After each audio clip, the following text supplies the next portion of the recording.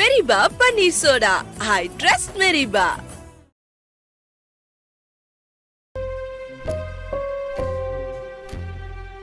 Shawn, உங்க அப்பாக்கும் அவர் பொண்ணு வயசுல இருக்கிற ஒரு பொண்ணுக்கும் தொடர்பு இருக்கு, அது உனக்கு தெரியுமா? சும்மா லூஸ் மாதிரி பேசிகிட்டு இருக்காத.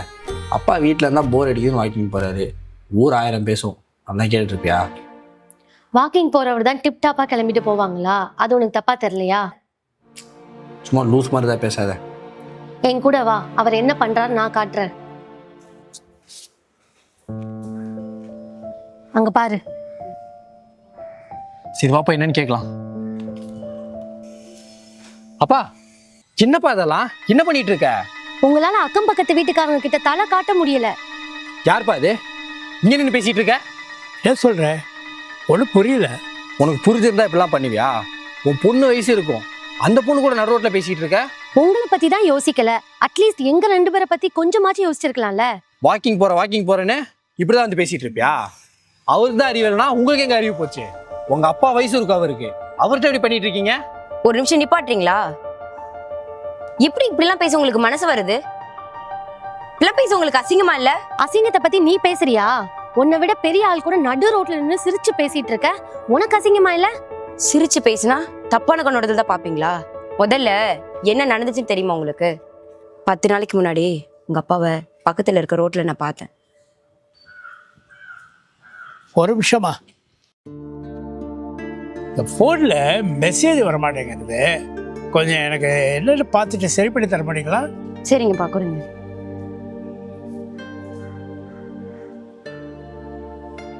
இப்போ இருக்காங்கன்னு பாருங்க. ஆட்ட, ரொம்ப தேங்க்ஸ்மா. சரிப்பா, நீங்க எந்த ஏரியா? உங்களை நான் பார்த்ததே இல்லையே. நான் பக்கத்தில் தான் இருக்கேன்.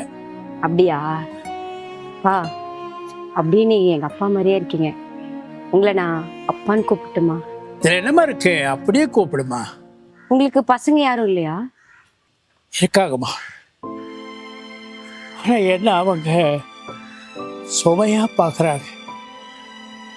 என் பையன் நல்ல வசதியாக இருக்கான், ஆனால் எப்போவுமே பிஸியாக இருக்கான். வீட்டில் இருக்கிறவங்க எல்லாருமே ரொம்ப பிஸியாக இருக்கிறதுனால யாருமே எங்கிட்ட பேச மாட்டேங்கிறாங்கம்மா.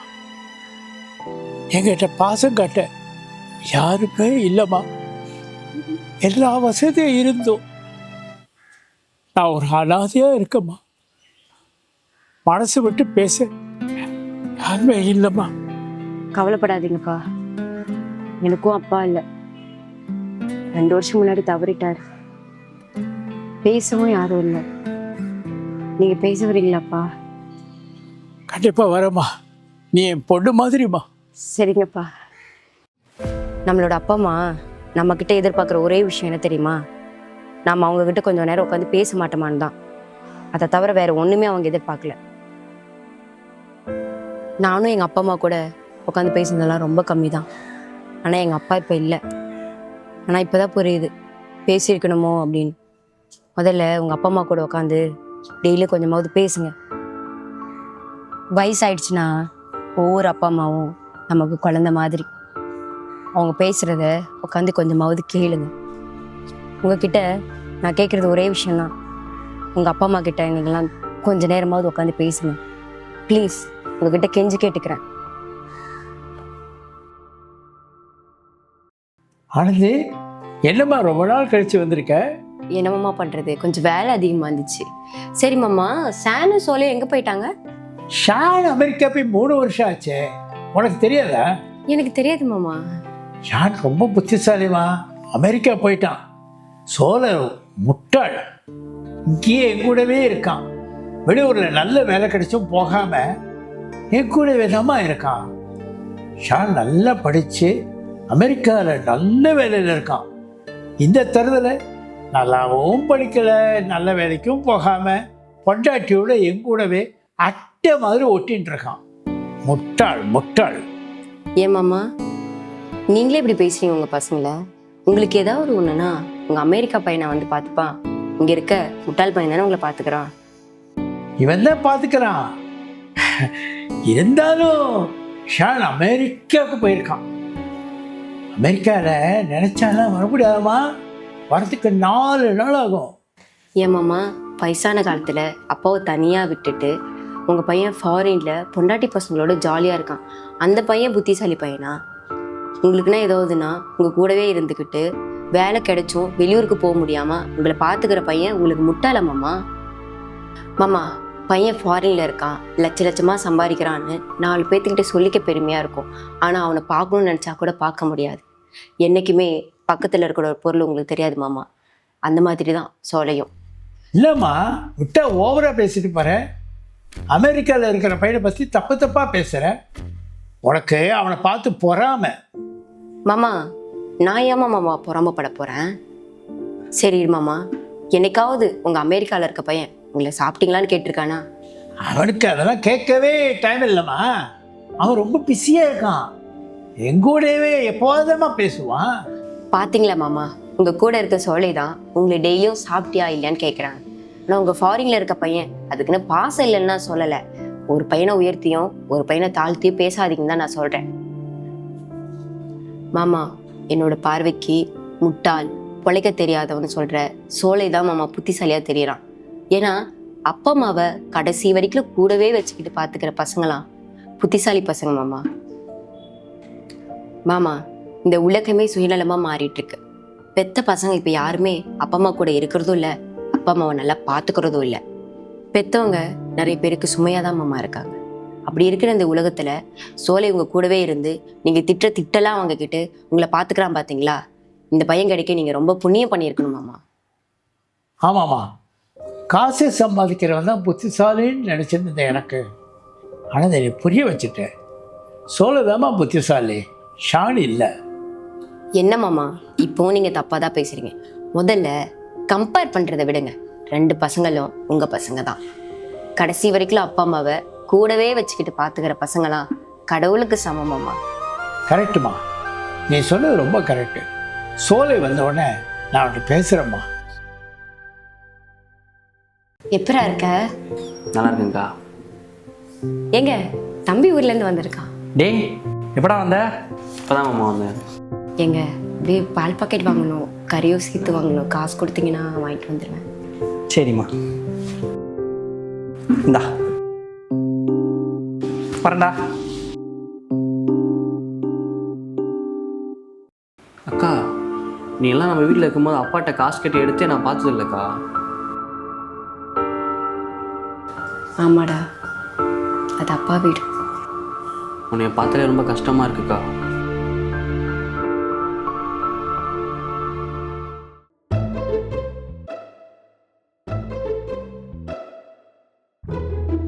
டேய் ஒழுங்கா தொடடா.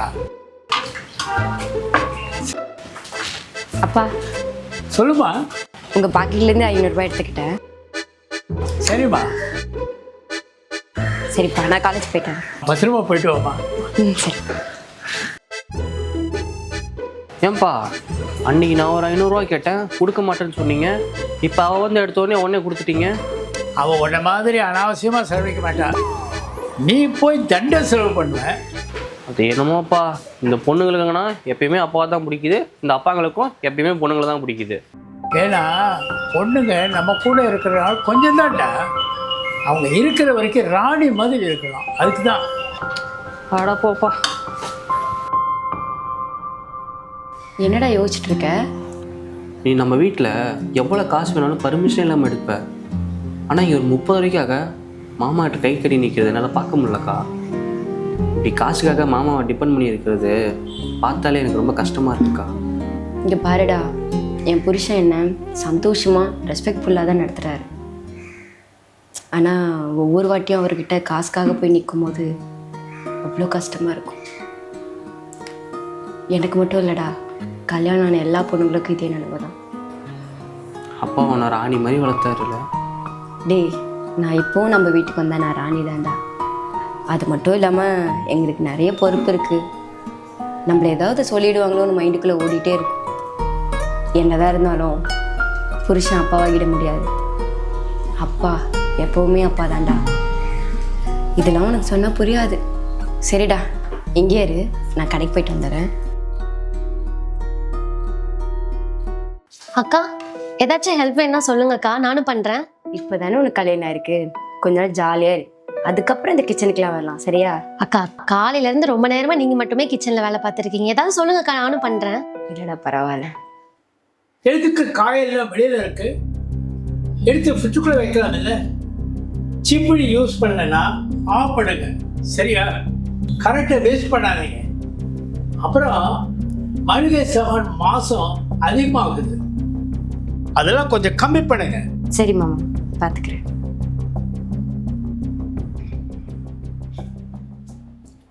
ஆஃப்டர்நூன் என்ன குக் பண்ணலாம்? சிக்கன் செய்யலாமா? 2 பேரும். ஏமா நீங்கள் 2 பேரும் இங்கே உட்காந்து பேசிட்டு இருக்கீங்க, கிச்சனில் என்ன லைட் எரியுது? அந்த ஃபேனை ஆஃப் பண்ணல. போன மாதம் 13,000 ரூபா கரண்ட் பில்லு. ஏசி அனாவசியம் போனால் ஆஃப் பண்ணுங்க. நேற்றுக்கு பார்த்தேன், உங்கள் பெட்ரூமில் ஏசி அனாவசியமாக ஓடிட்டுருக்கு. மாமா. சரி மாமா, நான் பார்த்துக்கிறேன். அக்கா, ஃப்ரிட்ஜில் நேற்று வச்ச பிரியாணி இருக்கு, நான் எடுத்து குப்பையில் போட்டுறவா? சாப்பாடு வேஸ்ட் பண்ணலாம். சரிடா, போட்டுரு. எதுக்கு சாப்பாடு வேஸ்ட் பண்ணுறீங்க? எவ்வளோ தேவையோ அவ்வளோ செய்யுங்க. எதுக்கு சாப்பாடு எக்ஸ்ட்ரா பண்ணிட்டு தூக்கி குப்பையில் போடுறீங்க? சாப்பாடு என்ன சும்மாவா வருது? சரி மாமா, நான் பார்த்துக்கிறேன். பிரசாந்த் சாப்பிட வரல, அதான் மிச்சமாயிடுச்சு. சரி, ஆனால் சாப்பாடு வேஸ்ட் பண்ணாதீங்க.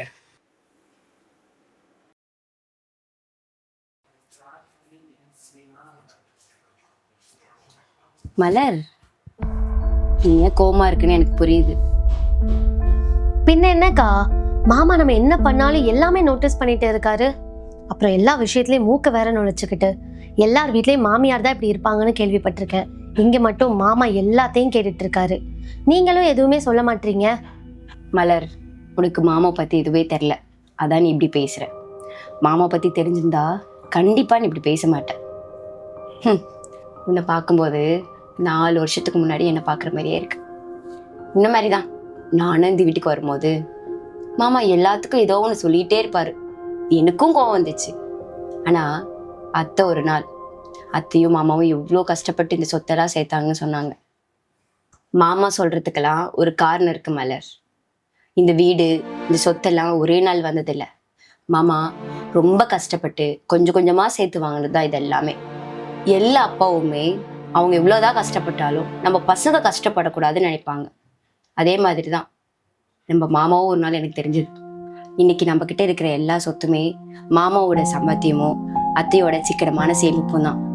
இன்னைக்கு வரைக்கும் மாமா ஏசிலாம் ஆன் பண்ணாதீங்க, ஏன் இவ்வளோ செலவு பண்ணுறீங்க அப்படின்லாம் கேட்டதே கிடையாது. ஏன்னா அனாவசியமாக செலவு பண்ணாதீங்க மட்டும்தான் சொல்லியிருக்காரு. மாமா மேல எனக்கு பயங்கரமா கோவம் இருந்ததுக்கா. ஆனா நீங்க இப்ப சொன்னதுக்கு அப்புறம் அவர் மேல எனக்கு அதிகமா மரியாதை தான் கூடியிருக்கு.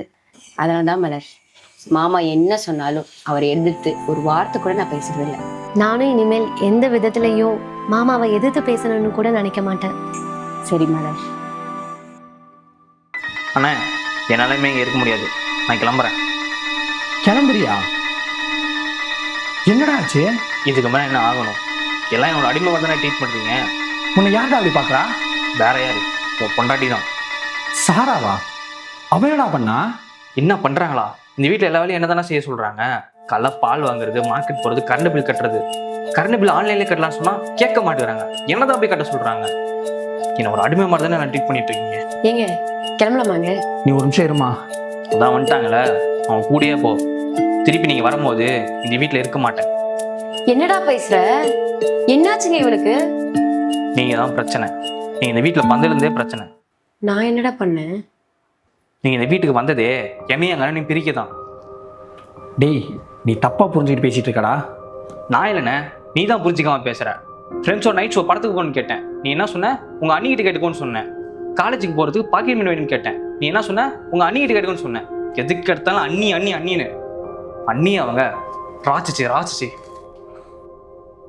ஏங்க எதுக்குங்க இப்போ அவன் அடிச்சிங்க? நீ சும்மா இரு சாரா.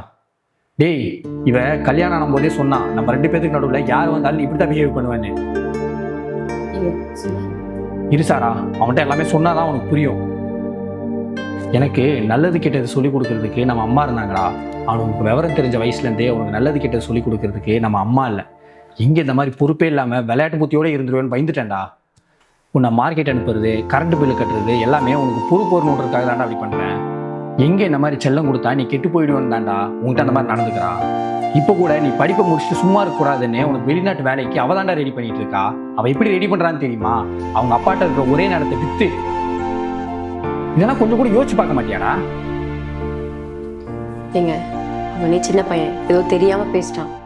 பிரசாந்த், அவர் சொன்னதெல்லாம் நீ மனசில் எது வச்சுக்காது, சரியா? இல்லை நீ எனக்காக எவ்வளவோ பண்ணியிருக்கீங்க. உங்ககிட்ட இருக்க ஒரே ப்ராப்பர்ட்டி விற்று எனக்கு ஜாப் ஆகணும்னு ட்ரை பண்ணிட்டு இருக்கீங்க. உங்களை புரிஞ்சிக்காம நான் தப்பாக பேசிட்டேன், என்னை மன்னிச்சிருங்க நீ. பிரசாந்த், அண்ணின்றது அண்ணனோட ஒய்ஃப் மட்டும் இல்லை, உனக்கு இன்னொரு அம்மா. நான் எதுவும் ஃபீல் பண்ணல, நீ எதுவும் ஃபீல்லாம் பண்ணாத.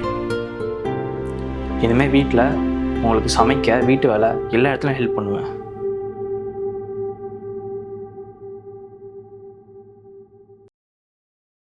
ஆனந்தி, காலையில் மளிகை சாமான் வாங்குறதுக்கு ஒரு 5000 ரூபா கொடுத்தல, மிச்சம் எவ்வளோ இருக்கு?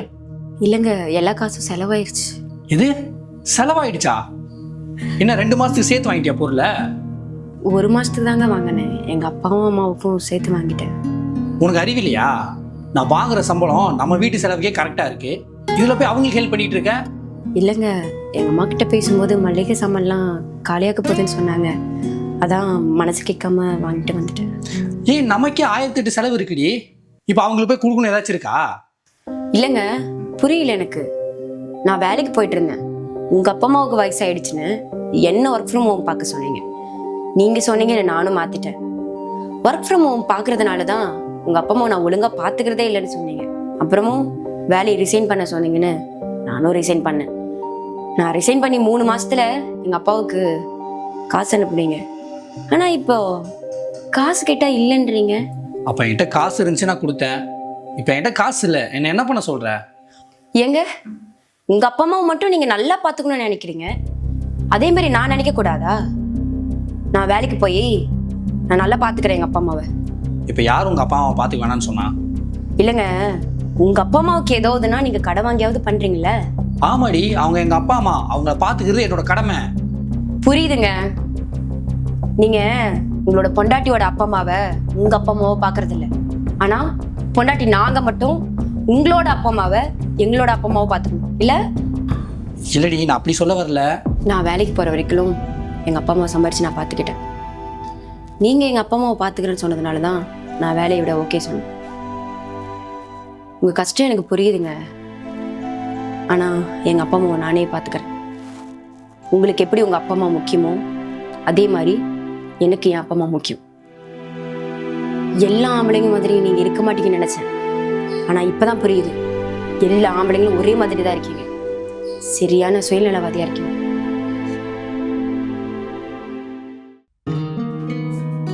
ஆனந்தி, சாரி ஆனந்தி, நான் பண்ண தப்பு தான். இனிமேல் நான் அப்படி நடந்துக்க மாட்டேன். எங்கள் அப்பா அம்மாவை நான் எப்படி பார்த்துக்கிறேனோ அதேமாரி நான் உங்கள் அப்பா அம்மாவையும் பார்த்துக்கிறேன். இல்லைங்க, வேணாம். ஒரு தப்பு பண்ணதுக்கு அப்புறம் தான் உங்களுக்கு இது தோணுதுன்னா இது எப்போனாலும் மாறும். ஸோ நான் டிசைட் பண்ணிட்டேன், நான் வேலைக்கு போய் எங்கள் அப்பாவை நான் பார்த்துக்கிறேன்.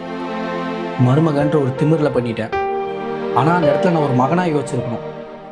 நீயும் நானும் சேர்ந்து நம்ம அப்பா அம்மாவை நல்லா பார்த்துக்கலாம். நான் வேலைக்கு போகிறதாங்க கரெக்டு.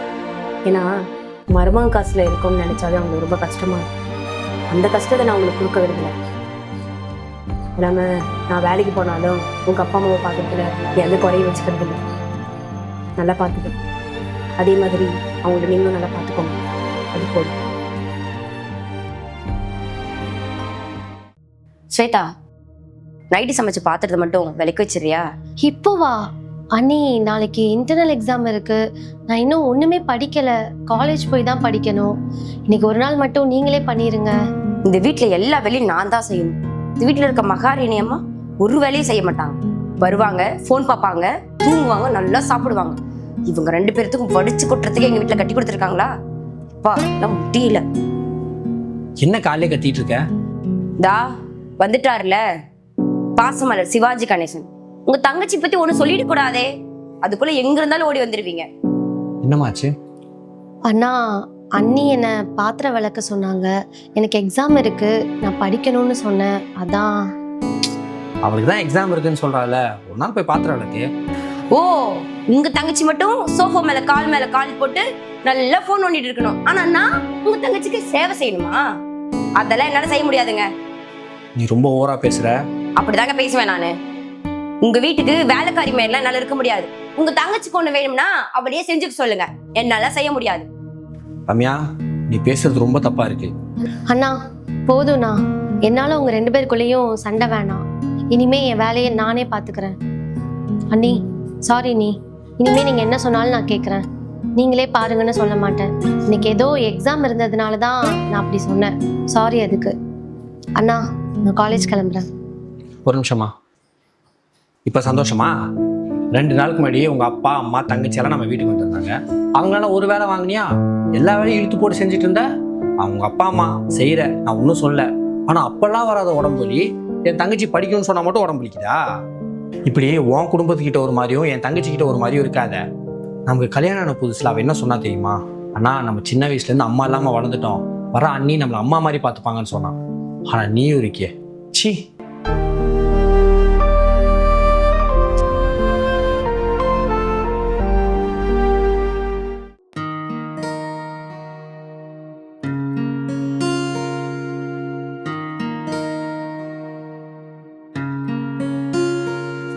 இந்தம்மா காஃபி.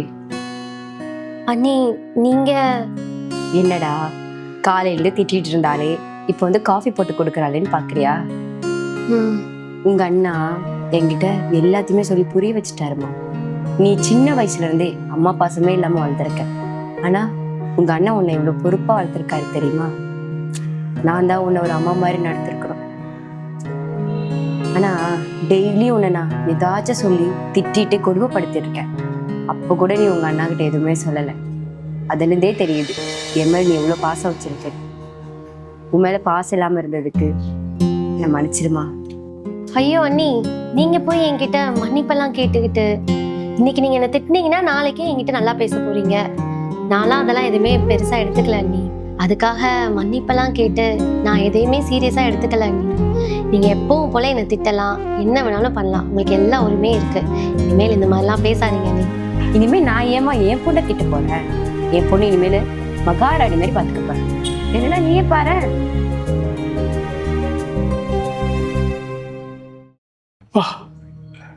இந்த மாதம் நெஞ்சு வலி மாத்திரையெல்லாம் முடிச்சிருத்துப்பா. காசு கொடுத்தா வாங்கிப்பேன். என்கிட்டலாம் காசு இல்லை. உனக்கு மாதம் மாதம் மருந்து வாங்கி கொடுத்தே சம்பளம்லாம் காணாமல் போயிடும் போல.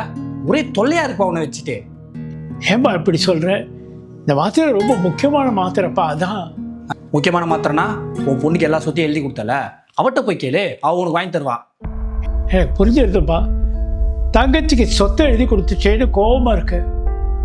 உனக்கு படிப்புக்கு நிறைய செலவு செஞ்சுட்டேன், உனக்கு கல்வி கொடுத்துருக்கேன். சும்மா ஏதாச்சும் சொல்லி சமாளிக்காதப்பா. நீ எனக்கு பண்ணது ஒரே விஷயம்தான், எனக்கு தொல்லையாக இருக்கிறது மட்டும்தான். என் பொண்டாட்டி வேற உன்னை அடித்து வீட்டை விட்டு துரத்த சொல்கிறா. எனக்கு ஒரு உதவி பண்ணுப்பா. என்னப்பா? தயவு செஞ்சு எங்கேயாச்சும் போய் தொலைஞ்சிருப்பா. சரிப்பா. ஐயோ, நீ எல்லாம் ஒன்றும் போயிடாத. அவர் போலீஸ் ஸ்டேஷன் போய் என் பையனை துரத்தி விட்டான், குடும்பப்படுத்துறான்னு சொல்லி நான் போலீஸ் ஸ்டேஷனுக்குள்ளே வச்சிருவேன். ஏப்பா என் மனசை கஷ்டப்படுத்துற? பா, நான் ஒன்று சொல்கிறேன், நீ என் கூட வந்துரு. உன்னை நல்ல ஆசிரமாக பார்த்து நானே சேர்த்து விட்டுறேன். உனக்கு எதுக்குப்பா கஷ்டம்? நானே நல்ல முதியோர் இல்லைப்பா பார்த்து போயிடுறேன். உங்கள்கிட்ட அட்ரஸ் கூட சொல்லாம போயிடுறேன். என்னத்தையாச்சும் பண்ணி தொலை.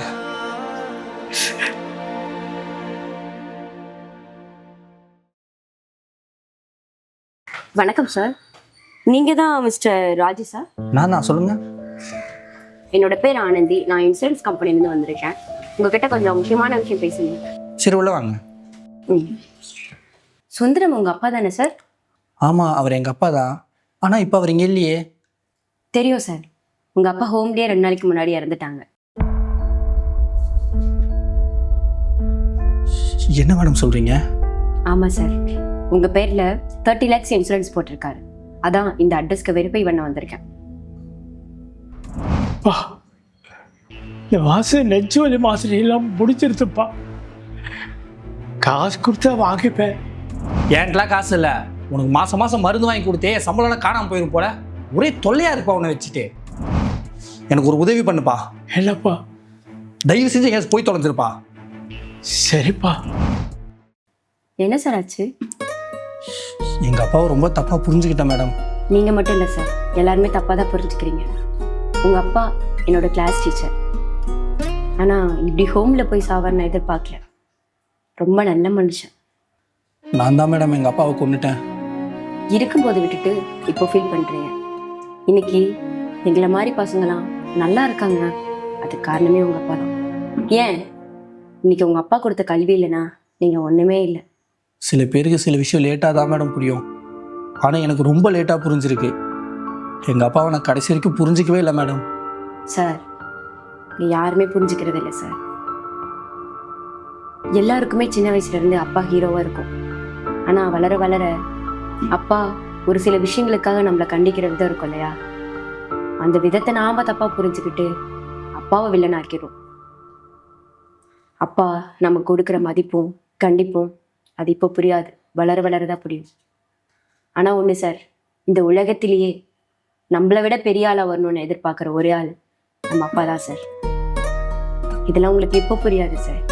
நீங்கள் ஒரு நாள் அப்பாவாகும் போது தான் உங்களுக்கு புரியும். மேடம், என்னங்க மேடம் ஸ்வீட்டு? என் பொண்ணு காலேஜில் கோல்டு மெடல் வாங்கியிருக்காங்க. அப்படியா? ரொம்ப சந்தோஷம். நீங்க இல்லைன்னா இது நடந்திருக்காது மேடம். ரொம்ப நன்றி. அட நான் என்ன பண்ணேன், உங்க பொண்ணு நல்லா படிச்சு நல்ல மார்க் வாங்கியிருக்கா. நீங்க மட்டும் எனக்கு புத்தகம் வாங்கி கொடுக்கலன்னா அவளால படிச்சிருக்க முடியாதுல்ல. அட என்னண்ணா? மேடம், உங்க வாட்ஸ்அப்பில் பிடிஎஃப் அனுப்பிச்சிருக்கேன், பிரிண்ட் அவுட் மட்டும் எடுத்து கொடுங்க. சரி ஓகேங்க, நான் பண்ணித்தரேன். சார், நம்ம ஆஃபீஸில் என்ன சார் நடக்குது? சொல்லுங்க பிரசாந்த், என்னாச்சு? இந்த சாரா இருக்காங்களா சார், நம்ம ஆஃபீஸ் பிரிண்டர்லேருந்து நம்ம வாட்ச்மேன் ராமுக்கு போய் பிரிண்ட் அவுட் எடுத்து கொடுத்துட்ருக்காங்க சார். ஓஹோ, அதனால தான் நம்ம ஆஃபீஸில் A4 ஷீட்டாக இவ்வளோ சீக்கிரம் காலி ஆகுதா? இருங்க, சாராவை இப்போ வர சொல்கிறேன். சாரா, உள்ளே வாங்க.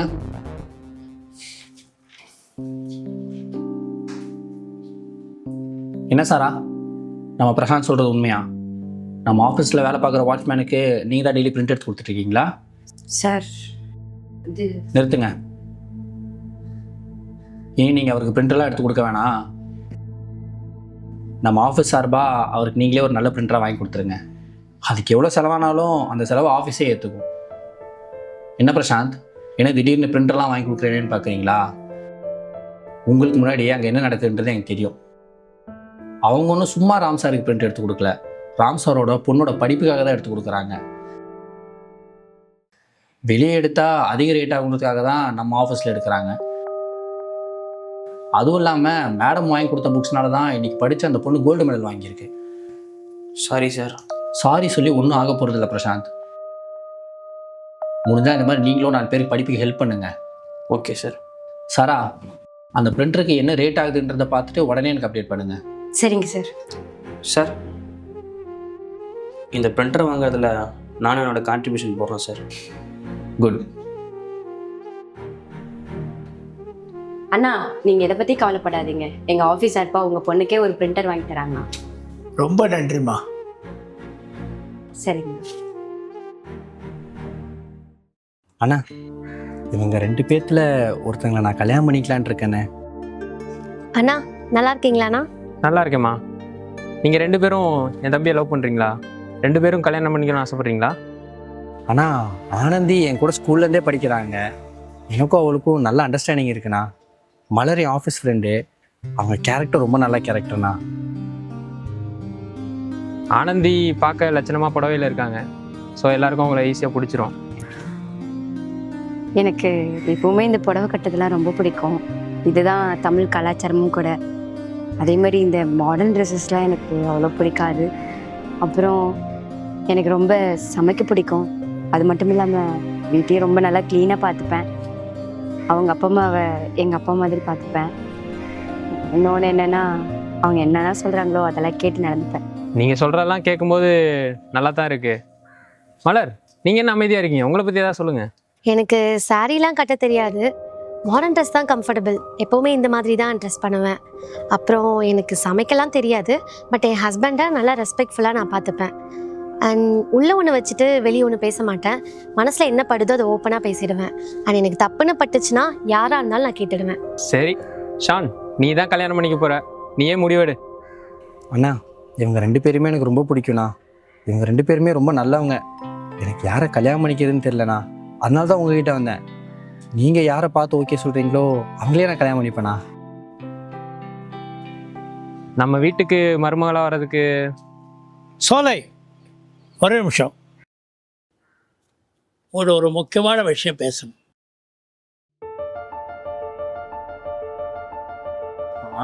இப்போ நீ எதுக்கு சாரியில் போகிற? ஷான் ரொம்ப நல்ல பையன். அது இல்லாமல் 4 மாதத்துக்கு அப்புறம் அமெரிக்கா போகிறான். நல்லா சம்பாதிக்கிறான். இவனை விட ஒரு நல்ல பையன் கிடைக்கவே மாட்டான். அது இல்லாமல் அவங்க அண்ணன் ரோட்டில் குப்பை அள்ளுற வேலை செய்கிறாரு. அவருக்கு மாடர்ன் பிடிக்குமோ பிடிக்காது. ஆனால் இந்த ஊரை பொறுத்த வரைக்கும் புடவை கட்டினாவே நல்ல பொண்ணு தான். அதான் புடவையில் போகிறேன். எப்படி? அது இல்லாமல் ஷானை முதல்ல அவங்க அண்ணன்கிட்ட இருந்து பிரிக்கணும். அதுக்கப்புறம் ஷானை எமோஷ்னலாக பிளாக்மெயில் பண்ணிக்கலாம். எப்படி என் பிளானு?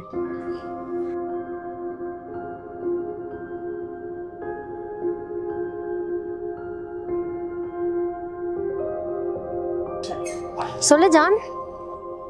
அறிவு இருக்கா? கல்யாண விஷயம் பேச போகிறா, ஒரு சாரி கட்டிட்டு போக மாட்டியா?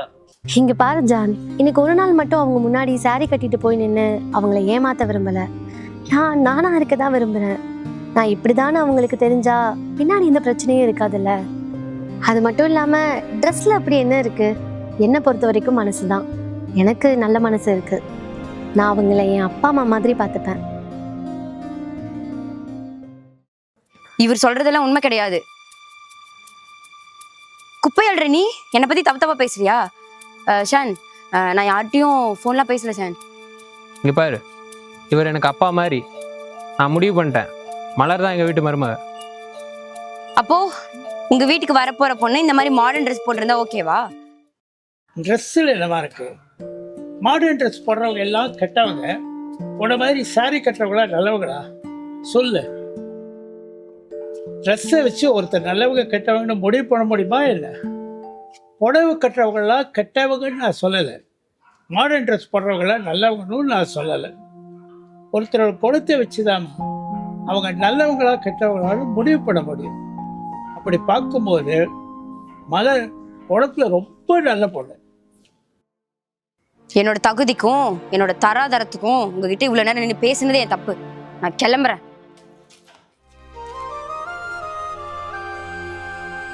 வீட்டிலேருந்து பெரியவங்களை கூப்பிட்டு வந்துருமா, பேசிடலாம். மெரிபா பன்னீர் சோடா. I trust மெரிபா.